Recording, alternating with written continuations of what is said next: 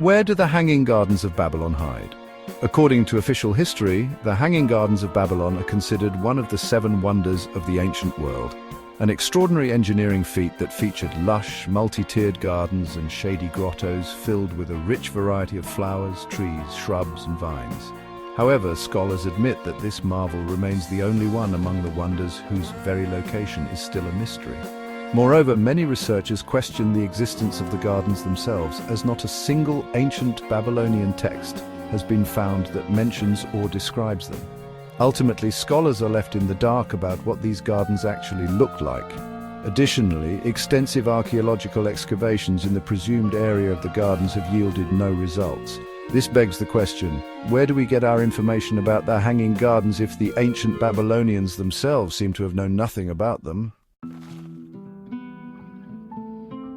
Interestingly, the knowledge we have comes not from Babylonian sources, but from supposed ancient Greek and Roman authors like Strabo, Diodorus Siculus, and Quintus Curtius Rufus, who lived over 600 years after the events they described. Therefore, the writings about the gardens come from people who never saw them and were not contemporaries of their existence. This means that the information might resemble bedtime stories rather than accurate historical accounts. Yet, there's a pressing question: how do so many images of the Hanging Gardens end up in textbooks, encyclopedias and scholarly works if nobody knows what they looked like? The answer is simple.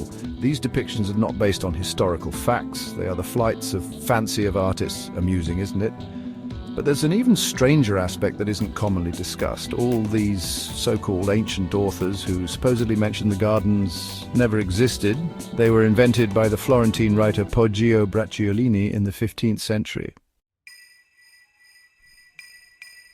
So does that mean the concept of the Hanging Gardens originates from the creative imagination of a 15th century writer? Not entirely. The information about the gardens first appeared in the works of these fictitious authors only in the 17th century and was retroactively attributed to ancient figures.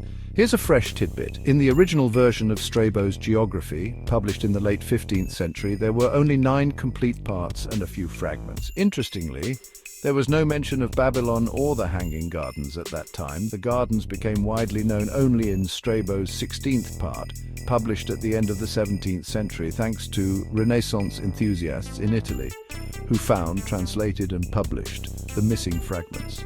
Thus, the world first learned of the Hanging Gardens in the 17th century. Unfortunately, the original ancient texts have once again disappeared, as often happens with historical artifacts. The same issues are encountered by researchers looking into other sources attributed to ancient Greco-Roman authors. At first, the writer Poggio Bracciolini fabricated mythical ancient authors and attributed non-existent works to them.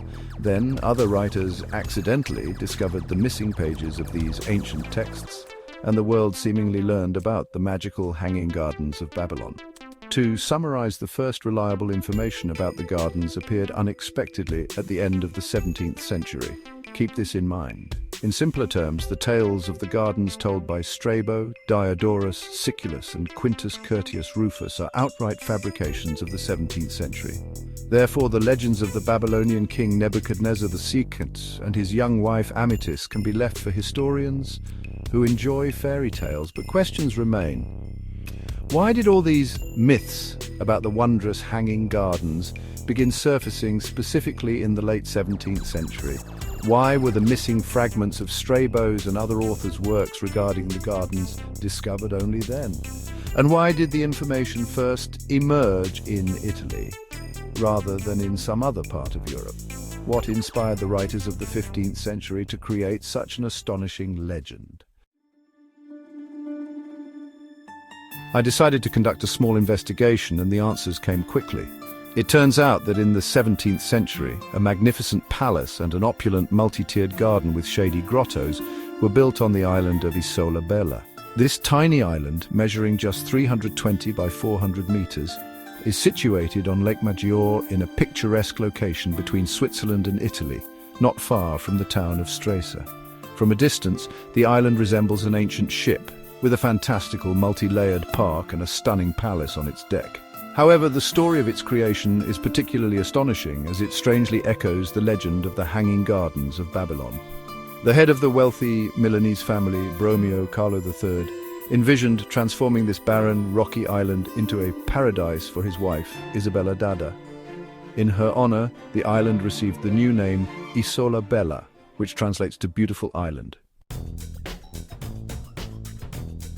The unique cascading garden was developed between 1631 and 1671 and was initially conceived as a unified whole with the palace.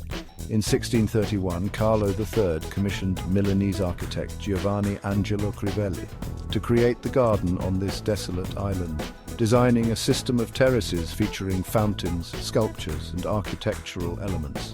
By 1634, an abundance of citrus trees, cypress trees, and flower beds had already sprung up in the garden. A unique water-raising system was implemented to irrigate the terraces, and a special water tower was constructed to ensure the fountains and irrigation of the entire park operated seamlessly.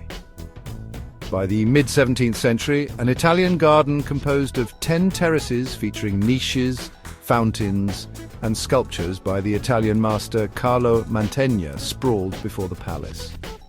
Each terrace hosted unique exotic plants brought in from all corners of the globe. From the top of the 34-meter terrace, a fierce unicorn, heraldic symbol of the Bromeo family, guarded the surroundings, symbolizing the royal power of the island's owners. On either side of the unicorn were statues representing nature and art. In the 17th century, leaders and celebrities from all over Europe and even Asia, including ambassadors from Moscow, gathered to see the gardens created for Isabella d'Adda. Truly a wonder. The story behind this unique garden for a beloved woman spawned numerous legends and rumors at the end of the 17th century. It is no surprise that it was during this time that the legend of the Hanging Gardens of Babylon first appeared, seemingly copied from the story of the Gardens of Isola Bella.